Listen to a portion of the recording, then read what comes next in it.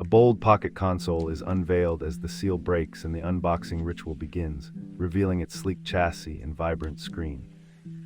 Next, the host details build quality with close-ups of the chassis, buttons, and glossy finish, while noting materials and design choices that affect longevity.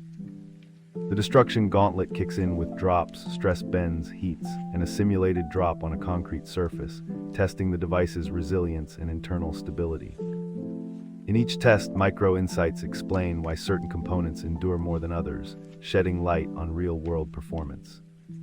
The finale compares performance benchmarks to expectations, leaving viewers reevaluating what makes a portable gaming device truly durable and reliable.